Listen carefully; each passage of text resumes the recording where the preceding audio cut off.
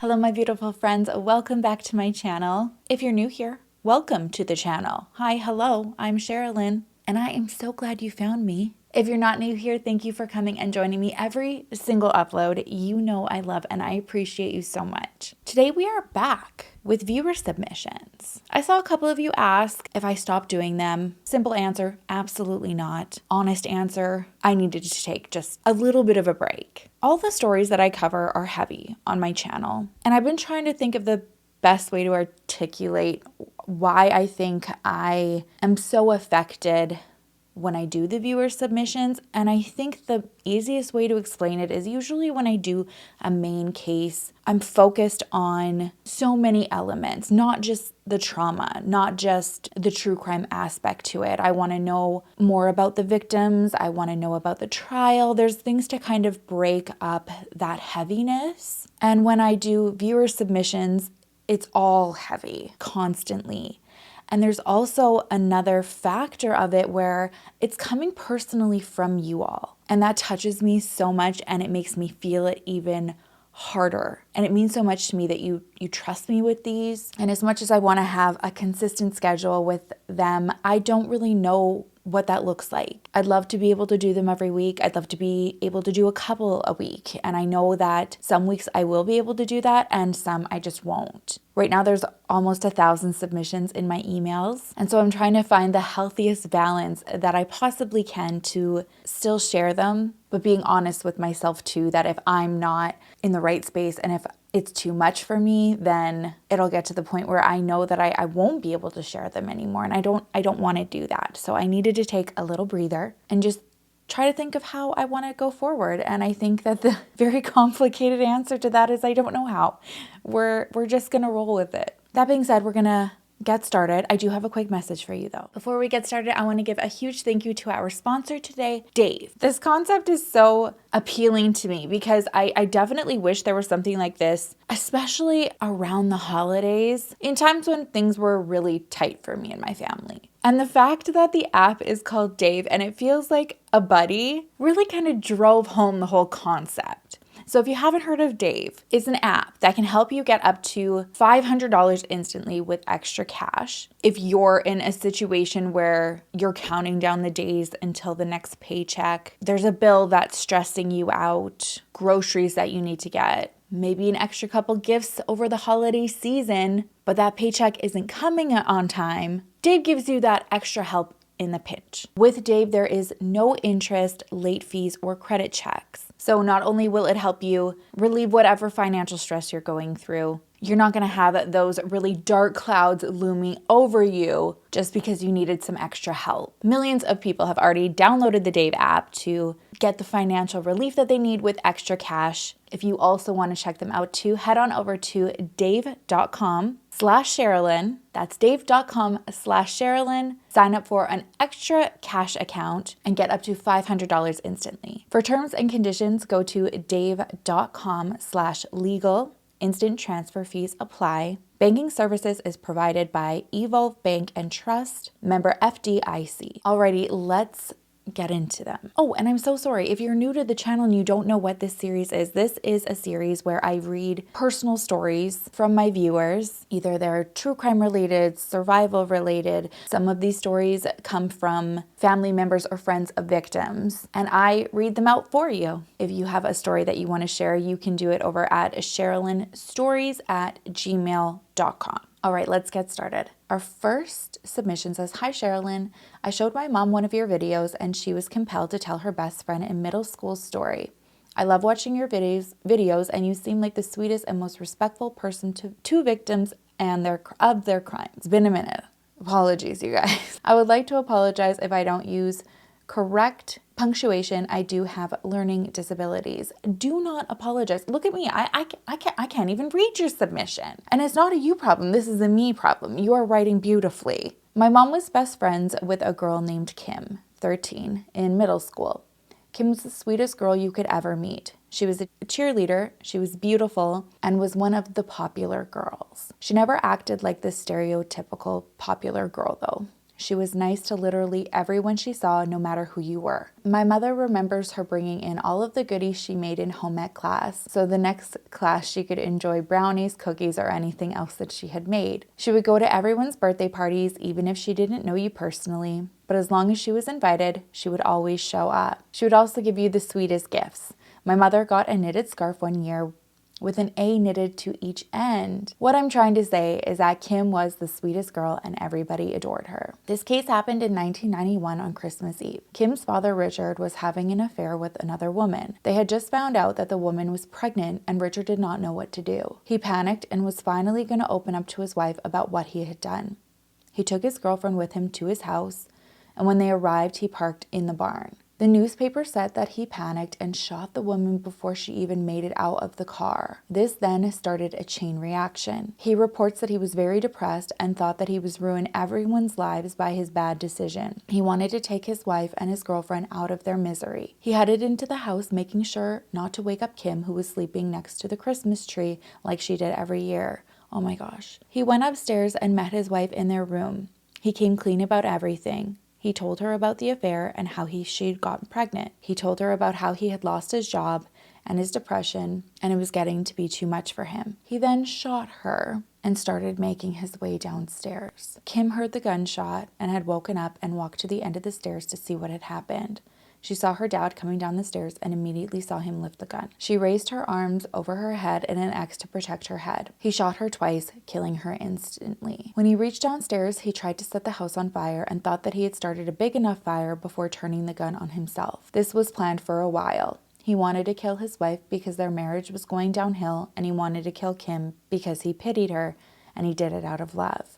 He didn't want Kim to grow up being the kid with the dad who killed her mom. Oh my gosh. Now, Richard never died, nor did he set a big enough fire to burn the house. He shot the bottom part of his mouth off and his nose. He was arrested and charged with all of the murders. He's sentenced to 79 years in jail in 1992 with the possibility of parole after 73. The judge said that he did not pity him because he had depression and he should have gotten help before he planned on killing his family. Kim has a tree planted with her name at the old middle school and now superintendent's building. They give a tree to any child who passed while in school. My mom still goes to her tree and gives her flowers. Oh my gosh. This is heavy, especially with us being like right at Christmas. I'll never understand these cases where the killer says that they took someone's life because they felt like such a piece of crap and they're like, oh, we're doing the right thing. Like, I don't ever want somebody to be in that stage in life where they're just like so built up and depressed that they want to take their life. But if it came down to that being the only option, or a murder-suicide with completely innocent victims, I mean, it just makes no sense to harm other people before harming yourself. So senseless. It sounds like everybody had their whole life ahead of them, especially Kim. I'm sure it would have hurt his wife to find out about everything, but she would have moved on, as one does after an affair. And I'm sure his mistress would have loved to be a mother and given life to another baby. Ugh. So frustrating. It'll never make sense to me. And by the way, whoever submitted that, you did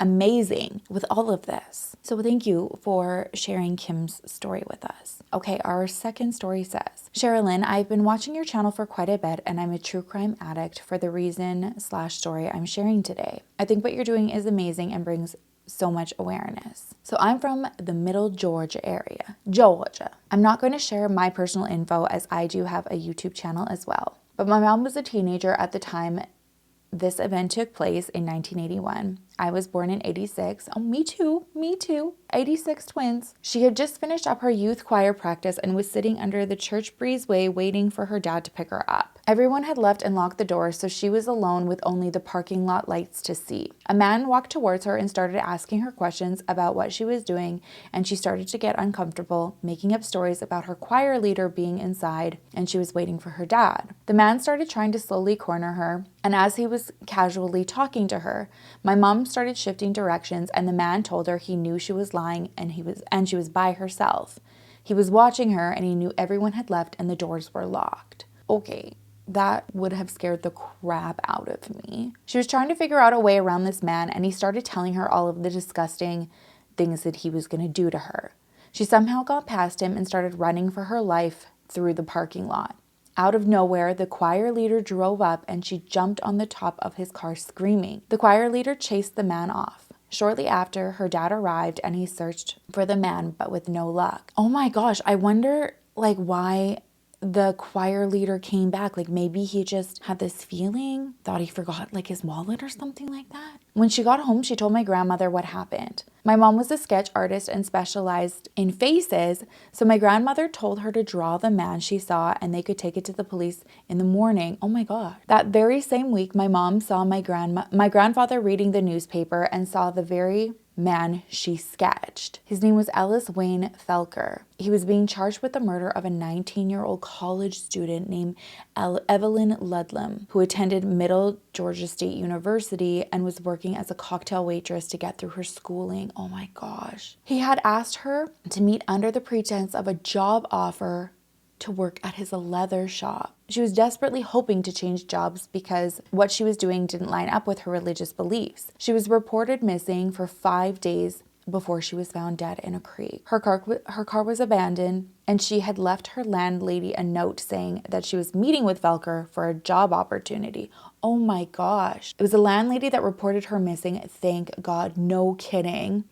Or they might not have known who to look for. I'm thinking about it now in 2022 about leaving a note for your landlord or landlady, but this does make such sense in the 80s. And apparently we should probably start going back to leaving notes of our timelines a little bit more. I mean, I know that our phones follow us everywhere, but I feel like getting back in the habit of just firing off a text. This is where I'm going. This is who I'm meeting. I'm going for the job opportunity. All of the things he told my mom he was going to do to her, he had done to Evelyn. He was convicted after a 5-day trial. Thank goodness. The prosecution was based on circumstantial evidence pointing to Felker having met Evelyn. The case was, wait for it, similar to a crime Felker had convicted in 1977. Oh my gosh, I hate that I'm so desensitized to that, but my blood still boils big time. But this isn't surprising. And why? It should be really surprising. Why do these people keep getting freaking released? If you follow me on Instagram, it's been the past month, maybe month and a half. I've posted just in Edmonton about 2 offenders where the police were saying they are going to reoffend. They are violent. Stay away from them. But we're releasing them to you. And within less than a week, both of them reoffended. And one of them was another horrible, horrific sex crime against someone who now he's just traumatized and victimized somebody else. Ooh, yeah, I get heated. This man should have been locked up and the system failed this poor woman. Yes. And he intended doing it again and again based on the words he told my mom that day. Wow. Oh my gosh. I can't imagine what that feels like for your mother to be a survivor. Wayne Felker died November 15th, 1996 at the age of 48 by electric chair. Sorry to see you go, Wayne. My mother later found out that his adopted mother was a precious lady who sat directly behind them in church. Oh my gosh. I still remember her face as a little girl. She was so sweet to me. My mom said she never had the heart to tell her that the child she adopted was such an evil man and all of the things he told her that day. Mrs. Felker never believed her son was guilty. I thank God my mom got away that day. She has always had that hair stand up on your neck kind of feeling in some scary situations. And I think it's all because of this encounter. So I tell you this story to say, I think what you're doing is so important and it may just save a life. We are given instincts for a reason. I've always been the kind of person who believes the best in everyone. But with the world we live in, we can't be that naive. Listening to these stories and watching your channel has opened my eyes so much. So again, go with your gut, protect yourselves and your children, be aware of your surroundings, be safe, Sherilyn, and take care of those babies. Oh my gosh, so well said. I have no doubt your mother saved her life that day by booking it through the parking lot, and thank God that choir leader came back and your grandfather in time. But this story just goes to show how long this system has been broken. He was convicted in the 70s. This happened in the 80s. How many years needs to go by until we learn that we cannot keep releasing these dangerous offenders? Ugh. I have no words. Thank you for sharing this story because like you said, it's these types of stories, it's this vulnerability, honesty, wake up so that everybody can see that this happens all the time and to be aware of it that can save a life. Like you said, trust your gut, protect yourself, protect your children, and start screaming as loud as you can to officials that we need to stop releasing violent offenders. All right, our next story says, hello, Sherilyn. This isn't my story, it's my mom's. My mom was neighbors with Danny Rolling, also known as the Gainesville Ripper growing up. Oh my God. We did a story on Danny Rolling, and he's horrific. If you haven't seen that, go and check it out. It's awful. I know, creepy. I'm from Shreveport, Louisiana, and my mom grew up just 2 houses down from his family home, which he stayed in until the murders in Florida. My mom said he was the neighborhood weirdo. He would dress up in his dad's military uniform and run around the neighborhood pretending he was in the military. At least I think he was pretending. At the time he was living at the family home, there was a peeping Tom in the neighborhood. One night, my grandparents and my mom were coming back to their home from my uncle's football game, and they noticed the family dog was outside startled. So my granddad goes in, nothing is gone, but my grandmother's clothing drawers were gone through. They never had any idea who did it until they heard Danny Rawlings was a suspect for all of those murders in Florida, and then things started to add up. From the stories from my grandparents and my mom, he was always the weird neighborhood outcast, and people felt very uneasy around him. Now we see why. Very well said, yes.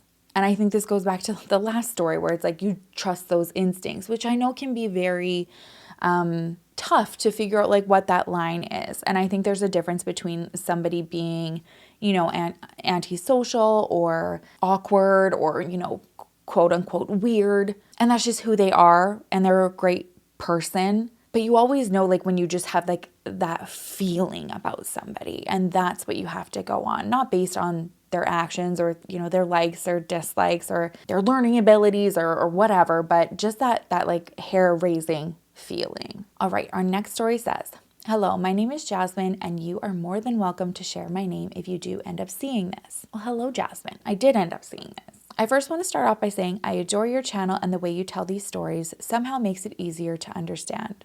I've been a true crime enthusiast for a while, and your channel is always my top one to watch. Thank you for what you do and for allowing people to share their stories. Thank you for watching and allowing me to share these stories, because if it wasn't for all of you, I couldn't do this. I will give a warning. This story deals with suicide, abuse, and a parent. This is a story about a dear friend of mine named Audra.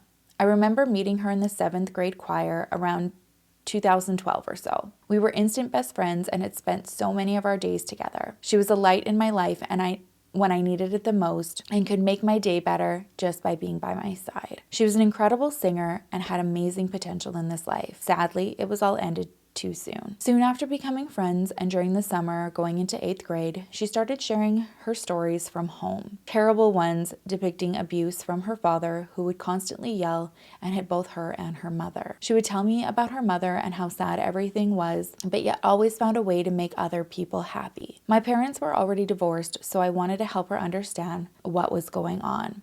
I had no idea just how bad it was. There was a few times Audra wouldn't come to school for a couple of days and people would get worried, but she always came back. One morning I woke up in my mom's apartment and she had the news on as always, but I was running late. As we were both rushing out the door, I heard over the TV that a middle schooler and her mother were both killed. The story was just breaking news, and I turned around and there was a picture of Audra on the screen. I couldn't believe what I saw. My mother didn't even notice, if I'm being honest, so we drove to school like normal. I remember sitting in the back car thinking, this isn't real. She's at school. I just have to get there to see her. Once getting to school, the teacher informed me that it was, in fact, true. Oh my gosh. I'm so sorry. Audra would not be coming back to school. I spent most of the day in school provided therapy. Best thing American education did for me, until my mother picked me up early from school. My mom let me read the article as I was screaming that I needed to know why. This story will haunt me forever. It was said that Audra and her mother had gone back to their house to pack up the last remaining things of theirs as they were getting a divorce. She also had a restraining order against him, and brought her brother along too for protection. Audra's father showed up to the house and shot and killed the brother in the front yard. He then found Audra and her mother in the garage and took them both outside. It is said that he made Audra watch as he set her mother on fire and proceeded to shoot her. Oh my gosh. He then took Audra inside and proceeded to shoot her as well. At this time, cops were already on their way, so he fled to the back of the house. Here in Arizona, we have lots of property, and there's back walkways called bridle paths, but it's basically just a back alley. He proceeded to run and hide behind the house in the bridle path and shot himself before cops could even find him. Oh my gosh, this goes back to the first one. Like, why? Why? So many beautiful lives were taken that day, all for no reason of their own. It shifted my whole outlook on life. Someone who helped give you life and raised you can be the reason you die. It was something I had never even thought of. We had an amazing memorial for Audra and her family, where we walked the streets dressed in her favorite color and took balloons and notes to the house and just stayed there and sang for her, as that is what she did for all of us when we were down. Oh my gosh. This story has had a lasting impact in my life and shifted so many of my views. Thank you so much for reading this story. Even if it doesn't make it anywhere but your eyes, it was so nice to talk about it. I want to thank you again, Sherilyn, for providing a space like this to share. Okay. I just want to jump through the screen right now and just squish you, Jasmine. That was heavy. I'm so sorry for your loss. I can't imagine what that would have been like, in grade 8. Oh, especially to have those questions, like you say, somebody that can take you into this world and then be the one that is responsible for your horrific death. Trying to process that at 36 right now, I still can't. So I can only imagine how that shaped your life when it shouldn't have been something that you had to worry about at that age. And your friend shouldn't have lost her life at that age because her dad didn't know how to cope with the divorce. Like, oh my gosh, it's so senseless. I'm so sorry for your loss and thank you for sharing. I wish that I could say more. I'm sending you big squishes. Just love you. All right, our next story says, "Hi, Sherilyn. I've been loving this new series. After watching the last few videos, I was reminded of something that happened when I was around the age of 5. It was around 1997, 1998. My parents owned multiple dairy businesses." Well, that's interesting. I don't know if I've ever met somebody who owned multiple dairy businesses. I'm a fan of dairy, like ice cream and stuff, but I'm lactose intolerant. So it's a love-hate relationship. It's a very hard manual labor job, so my dad is constantly going through employees. A man, we will call him Fernando, came to my dad and said that he was traveling through the state and needed a job for a few weeks to help him get some quick cash. My dad agreed as he needed help on the farm, and my dad let him stay in one of the houses while he worked. Fast forward a few weeks. Fernando had already left and had been replaced on the dairy farm. We were in the living room watching the evening news when Fernando's picture popped up on the screen. He was the perpetrator of a murder-suicide. What is with the murder-suicides? Turns out Fernando was recently released from jail for stalking his ex-wife. He worked at our dairy in the meantime to save up money so he could get to her. He shot his ex-wife and children before he turned the gun on himself. Oh my gosh. I just have to mention this. It's so odd that I pick the stories for the most part at random. I'll take a quick glance at the title, if there's trigger warnings and stuff like that, and then put them all together. And lately I've been finding that like the stories that I've just been randomly picking they fit with like the whole episode, which I think is also kind of cool that they're just like randomly selecting themselves like that, or I'm like picking them like that. Because then it's like the focus of that episode so people can be prepared of what to watch for, because it's like a reoccurring thing that's happening and we're seeing how often it can happen. Am I making sense? I'm really triggered today. Sorry. My dad called the police to let them know Fernando was employed with us before the shooting. The police came out and questioned my dad and other employees to see if they had known what Fernando's plan was. One of the herdsmen told police he had traded Fernando a gun for Fernando's truck but had no idea what he was planning to do with it. My parents were super freaked out for a while. My mom used to bring them out lunch and said he was just the nicest guy. But I guess you never can know people's real intentions. Thank you for reading, Michelle. And then that's another factor here. This is also something often that we hear like, oh, they were so nice. This was so unexpected. Although I feel like maybe in their personal life, if he was already charged with stalking, like people who knew them knew that there was a problem there. But like you said, you just like, unless you really know somebody, this person's just like passing through town and can be anybody that they want to be. And you never know.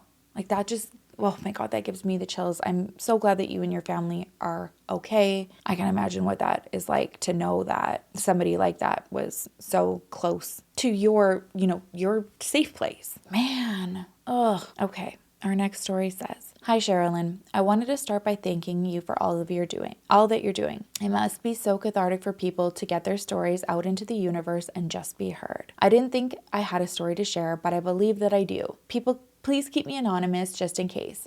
Also, maybe a trigger warning for potential sexual harassment against a minor. This happened in my senior year of high school back in 2007-2008. Two of my friends, 17 and 15, and I, 17, had a nice relationship with one of our teachers at my school. He was the type who was very supportive and easy to talk to. We would go to his classroom before and after school and chat and hang out. We were also part of the school's newspaper, which he helped to run, and had his phone number just in case we needed to ask him questions, etc. when he wasn't around. At the time, it wasn't weird to have a crush on a teacher. He was young-ish, maybe mid to late 20s, so it was easy to think he was cute or funny. He lived in our town, and somehow we figured out where he lived.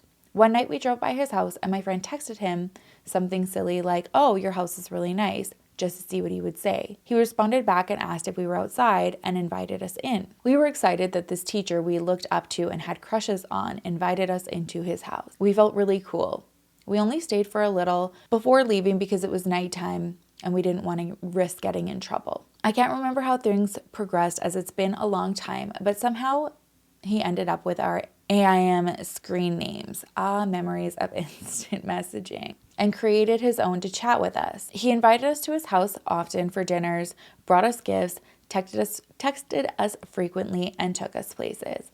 He made us mix CDs with music he liked and thought we might like. You may see where this was going, but as young girls, we did not.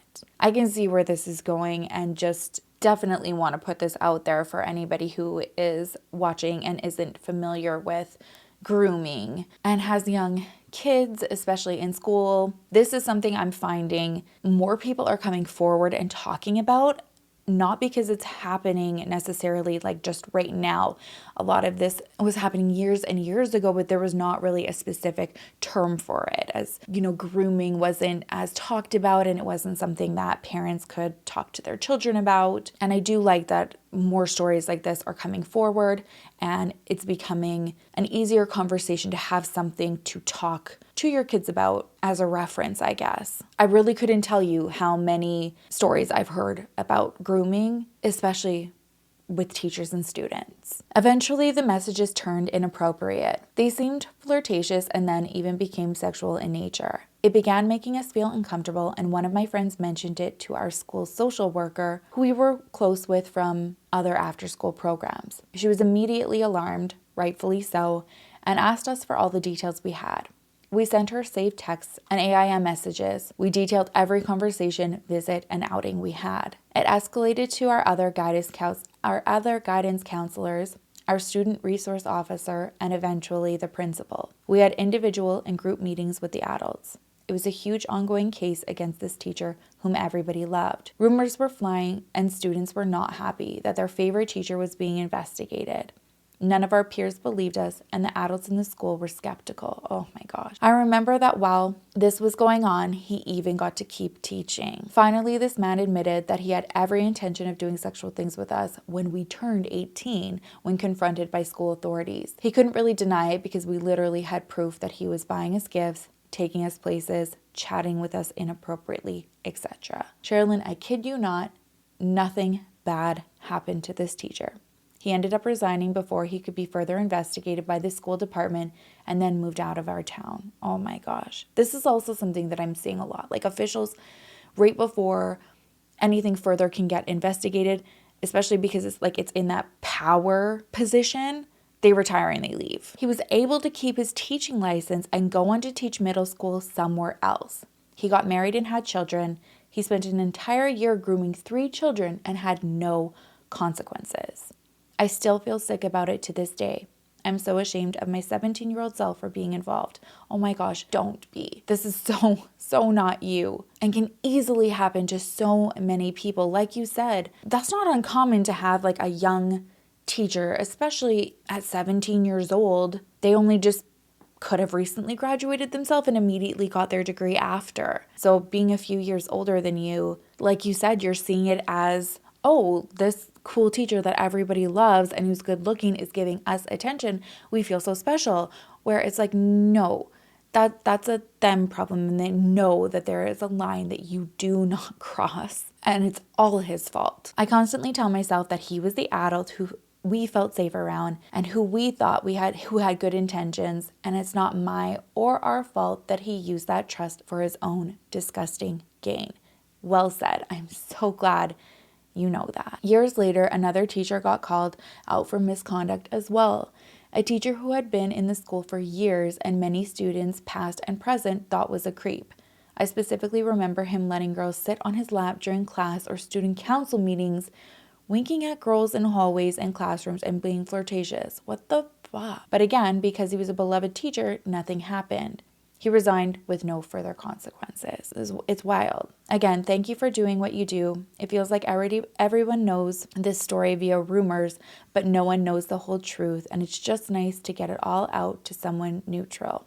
Aw, I'm so sorry you even had to go through like the rumor thing. That is also something that society needs to work on. I mean, if we're going to talk to our children about this, I guess we should also tell them the other side, that if you hear a fellow student talk about these things, do not be quick to judge and point a finger and say they're lying and they're doing it for attention and not believe them, because it makes the whole situation worse, especially when you have proof like texts and gifts and all of these things that you had against him. Like, that's so wrong. I appreciate you for taking the time to read this, and if you decide to share, I hope it may help someone who may be in a similar situation now or in the future. Thank you so much for sharing this. Like I said, it's so important. Grooming is not a new thing, but it is becoming more talked about, and I think that's really important. And I think, as your story states, we need to see both sides of this. Protect your children, educate them as best as you can on signs to see with grooming, and also equip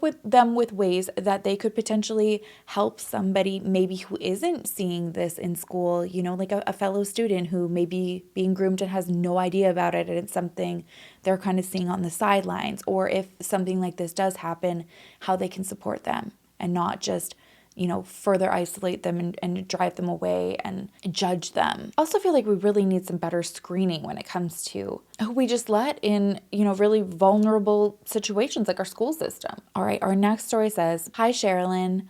Oh my goodness, I just adore you. I adore you too." Okay, so this is my story. When I was in kindergarten, I'm now 51, I walked up to the front of the class to sharpen my pencil. My teacher had stepped out of the classroom for some reason, but when I was walking back to sit down, a young man was standing in front of me. I looked up at him and felt him hit my chest by my heart. I thought he punched me, and it hurt pretty bad. I clutched my chest and walked back to my seat as he left the room. The girl sitting next to me began to scream. I was still rubbing my chest, and then I looked down and there was blood all over the place. Oh my gosh. My teacher had come into the room and noticed me sitting there bleeding profusely from my chest. Come to find out, I had been stabbed. Honestly, I cannot tell you much about what happened after that. My dad was in the military, and after I recovered, I remember that we moved. I had no clue what happened with this young man or if they even caught him. Oh my gosh. I do not even remember his name, and unfortunately my mother's deceased, so I'm not sure if she had the information. I guess my story is not a crime per se, or rather, the reason I'm writing you is not due to the fact that it was a crime. I just wanted to let others know that I didn't know how much this had affected me until after my mother died about 5 years ago. I had to go to therapy in regards to my grief, and in the process, we uncovered so much about this incident and how it had affected me, the way that I looked at life, and the way that I've always felt. Hyper aware, hyper vigilant, inner fear, but outwardly unfazed. I just wanted to encourage others that may have gone through something traumatic in their past that it's never too late to get the tools that you need to live a vibrant and healthy life. As of the time of me writing this email, I have 4 children and 4 grandchildren. with one more on the way, and I'm the happiest I've ever been in my life. I only found the concept of true peace a few years ago after unearthing and confronting my demons. Thank you for allowing me to tell my story and for all that you do. I appreciate you so much. Sending so much aloha, Kiki. Oh my gosh. Okay, there's a lot to unpack here. First of all, I'm so sorry this happened to you. I can't imagine as like a young girl, you're in kindergarten and this happening to you. And you're just like, what the shit just happened? And then I'm sure there's the element of your parents and your family wanting to protect you, so not sharing everything. And as you move on with life, it was probably something that everyone was just like so proud of you being able to, like overcome and get through, because you're not able to articulate that this is a trauma because you don't even know, which is just wild to go to therapy for something completely unrelated. You think, you went for grief and then you're able to unearth this and open up this like whole new part of your life that you didn't know existed. I think that's really beautiful and really uplifting. And thank you for sharing this, because I'm sure a lot of people are maybe wondering why they are the way that they are, and they have no idea what is, locked away holding them back. So thank you. This is so inspiring, and I adore you too. All right, our next story says, "Hi Sherilyn, I'd like to start off by saying you are up there with one of my most favorite YouTubers." Who's the other YouTuber? I'm just kidding. I'm honored. Thank you. Everybody in the true crime space is pretty great. I love your videos and how considerate you are of the victim, family of victims when telling their stories. I look forward to each and every one of your posts. Thank you so much. Before telling my story, I'd like to include a trigger warning for sexual assault. And after listening to the stories you've told so far, I don't feel mine is even close to some of the things other people have had to go through, but it's something that happened to me that only a few close friends know. Hearing you tell my story out loud, I hope will lift some of the weight I've carried all of these years. I'm going to keep myself and the other people included anonymous. Sorry in advance if this is hard to follow. Long story short, my life did a 180 when I was around 7. My parents had a messy split up, and we moved 2 hours from our hometown up north to live with my mom's new partner. Turns out he was an abusive drunk and didn't like us kids. So we up and left after a few months and came back to our hometown. Because of money issues, we were given no choice but to move into my Nana's home, which consisted of her partner, and their 3 sons, my uncles. With us staying there, it made 3 adults and 7 grandchildren/teenagers.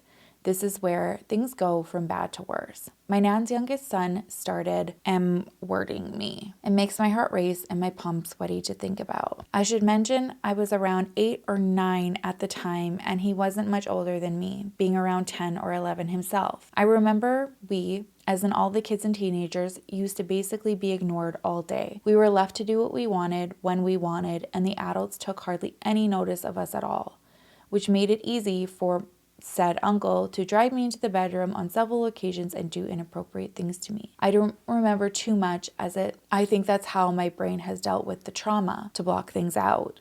But I do remember my older brother telling me in front of my mom and Nan that what my brother was doing was not what my uncle was doing was not okay. He said if he tried to do it again, I must bang on the floor so somebody would come up and stop it. Lo and behold, I was pulled into the bathroom, and whilst he was assaulting me, I was banging on the floor. Nobody came. I didn't even mention that he did it again because I didn't want to get in trouble for not stopping him. I remember feeling so alone and helpless at that time. Finally, we moved out after nearly a year. I thought this would be the end of it, but no. We would visit and the assaults would continue. I remember protesting, going to my nan's house a few times, but that had no effect. Then my mom decided to move town again. This time, we didn't go back. Up to the age of about 13, things were going okay.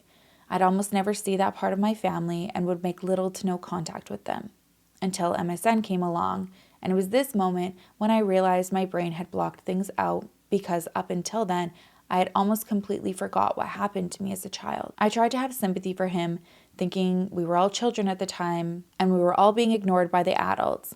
But when he messaged me saying, "Do you remember the games we used to play when we were kids?" I tried to play it off and just named off some, I guess you would call them normal games you'd play as kids, like hide and seek, but he kept saying, "No, not that." That's when it dawned on me what he was trying to imply. I felt this anxiety in me that was overbearing, and I just immediately panicked. I signed out and I ignored him. He was around 15 at the time, so he wasn't as naive as we were when we were younger. 15-year-olds know right from wrong. He wasn't 11 anymore.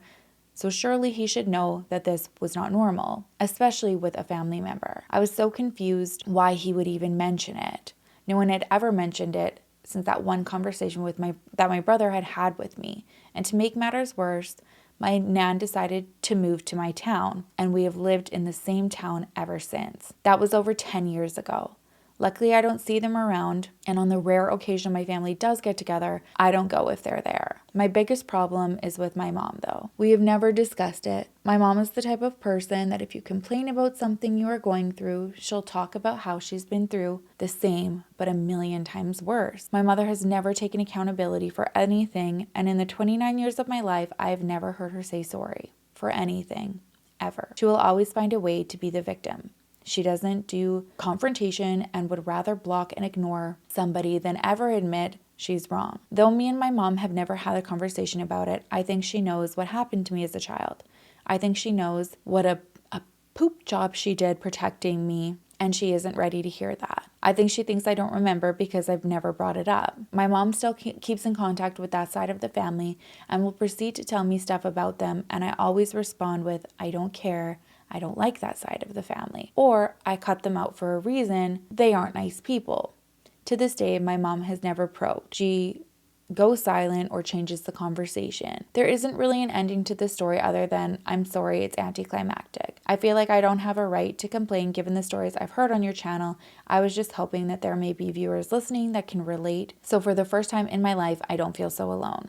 The older I'm getting, the more it's affecting me mentally. Growing up has ruined my relationship with boys, men, and the way that I feel about myself. Some days I'm so repulsed when I look in the mirror. Oh my gosh. I would love to just call her out one day and tell her everything that I'm thinking and feeling, but I don't think that day will ever come. And that's why I will be taking this to the grave with me. Thank you for taking your time to read my story. Oh my gosh. Okay. I mean, I am not one to give any form of, trauma advice. And I don't personally know you or your family situation or like your mom personally and how she would react to something like this. But you yourself deserve to release that pain. And if you feel like it would be a safe thing to do with your mom, with somebody there in like a counseling setting, that could be really healing and therapeutic, even if you don't get the response from her that you may be hoping for. I guess it can kind of tie into our last story where it kind of gives that chain reaction of release and healing. And you really deserve that. You don't deserve to just bottle it up and keep inside. And I'm so sorry all of this happened to you. Even just from other stories that I have read in this series, you're so not alone. And I can guarantee you, if you read through the comments, there are going to be people sending you so much love and support who can also relate. And maybe I would love to encourage anybody who has been through something similar, if you are feeling brave enough and safe enough to do so, maybe share some of your experiences of how you were able to heal better and not feel like you had to keep this inside of you. I'm sending you so much love. Thank you so much for sharing. Okay, this is our last story today. It says, me and my best friend Bethany, they are now Quinn, have been best friends since middle school. We were the outcasts of a little small town in Missouri named Adrian. Nothing ever happened out there, and us being the only two goth/alternative kids at school, you can imagine we got bullied a lot. The school had always just looked past it though, and we learned to fend for ourselves. It was really us against the world. Until one day, a new girl named Whitley moved to town. She went by Rachel though, so that's the name I will refer to her as. She was goth and alternative looking like me and my best friend Quinn, so we instantly welcomed her to our safe little haven of a group. At first, everything seemed fine. She was sweet and told the best stories. She loved all the same bands as us. We were the three sisters almost always together. But then things started to change. I don't know what happened, but all of a sudden, Rachel started playing jokes on us, but they weren't like jokes. It was her hurting us and laughing. She would trip us down the stairs, punch us, kick us, burn us with cigarettes, scratch us, throw things at us, and she even stabbed me with a pencil in my arm in the middle of class. Oh my gosh. I had to go to the nurse, and the school acted like it was normal. No big deal. Me and Quinn discussed her behavior and how we felt like she was really going to hurt us one day. We wanted out as soon as we could. We decided to just stop being friends with her. We wrote a note because we were so terrified to speak to her. The whole situation went well, so we thought.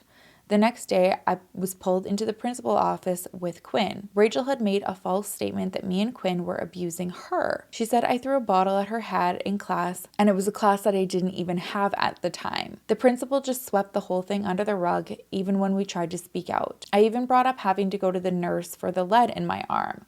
No matter what, the principal simply said to be her friend and to be nice to her always. She is vulnerable and needed supportive people. We stayed our distance and tried to avoid her at all costs, though. Then she told the principal we were still harassing her, even though she was the one still abusing us. The principal made me and Quinn write an apology letter and deliver it to Rachel. Quinn's mom and my mom knew about the situation, but they thought it was just little kid drama. Her mom drove us to Rachel's house to deliver the letter. My heart was beating out of my chest the whole car ride. I felt like I was going to throw up. Me and Quinn were hoping all of this could end. We gave Rachel the letter, and she said she was sorry for being mean to us. She just wanted to be friends. We accepted her apology, but there was a look in her eye that made us turn inside. She asked me and Quinn to stay the night. I grabbed Quinn's hand and squeezed. That was our sign as we're scared. They understood, and they talked our way out of staying. On the car ride home, we talked about it, and I told Quinn I had a bad feeling. Rachel went to school with us for about 2 more months, and the abuse never stopped. She was arrested in school after beating another kid. I don't know much about that situation, but it didn't surprise me and my friend. I still remember the police officer walking her out of the school in handcuffs. After she got arrested, we never saw her again. We were finally free. We talked about the situation often as we grew up. We bonded a whole lot more over the trauma we went through. We were about early 20s when she forwarded me a news article one day. I opened it and my heart dropped out of my chest. It was her. Whitley Rachel Evanson was on the run after murdering her 6-week-old baby Derek. My heart broke. She murdered that poor innocent baby boy because the father had broken up with her. My mind still cannot wrap my head around it. Oh my gosh. I could not help but think about that night all those years ago when she asked me and Quinn to stay the night. The look in her eyes, my stomach turning. I thank my stars that something was watching over us that day because I fully believe to this day that she had something really bad planned for me and my friend that night. I don't even want to know what. The part that scares me the most is I don't know if they ever found her or not. I hope they did, and I hope she's in prison, thinking about that poor baby boy. I could always feel the evil in her, but I never expected that. Me and Quinn talk about it often, and she agrees that there are so many warning signs that we tried to speak out, but no one ever really believed us. I hope you get to share this story because I think it's very important. Maybe if our abuse had been taken seriously, she could have gotten help she needed. I feel like there could have been so much more done to prevent this. Me and my friend both have a lot of trauma from the whole experience, but we both have been receiving therapy, and I feel like every day is getting better. I do still have nightmares sometimes about her hurting me, and that look in her eyes still haunts me to this day, and I'm almost 25 now. I'm sorry everything was kind of brief. A lot of my memories have been blocked out because of the abuse and trauma. Thank you for giving voices to these stories. They need to be heard. Thank you for sharing them. I mean, I'm sure that you could have never imagined that you were going to be forwarded a news article and to see something like this, and that for it to like bring back all of those feelings that you had about her probably added on everything to a completely different level. I mean, her poor baby, that is just, like you said, you can't help but let your mind go to wondering what if. What if we were taken seriously, especially because you were different and the school kind of let you fend for yourself, which is absolute bullshit. All of your concerns should have been taken seriously, especially, I mean, you got lead in your arm, man. What more proof do you need? She definitely needed help. And at this point, I'm super concerned. I'm going to quickly have to look this up to see if this person is in jail. Okay, I've just looked up and confirmed she was arrested and charged. The latest update that I got, though, is from 2016, and the article is just heartbreaking because it says how she harmed her baby. I can't imagine you being somebody who interacted with her, who had concerns about her, and then hearing this and dealing with that. I'm so sorry. So the last update that I'm finding here is that she was being charged with 2nd-degree murder and waiting on extradition back to Jackson County because she was in Idaho. I believe she was on the run for like a year. So I'm sending so much love and support to you, your friend, and this poor baby's dad, because oh my gosh, I can't imagine that guilt and trauma too, because you just simply wanted to leave a relationship. Oh my gosh, I have to go have a glass of wine, perhaps do a little bit of yoga. So much to process here today. Thank you everybody for sending in your stories. Thank you everybody in the comments for always sending your support and love. If you have a story that you want to share, you can do so at sherrilynstories@gmail.com. And I just want you to know, I may not always have the right words after I'm done reading a story and I'm trying to process and weigh in on what we're listening to. I'm often just so speechless. Also so impressed with all of your strength and vulnerability for sharing really, really heavy things that are things that you deal with in your everyday life. I just want you all to know how amazing you are, how brave you are, and how much you truly touch not only me, but so many people that you don't even know out there by sharing your story. So thank you. All right, I will see you in the next episode. I will miss you terribly. Until then, make sure to love each other, love yourself, and I will see you soon. Bye.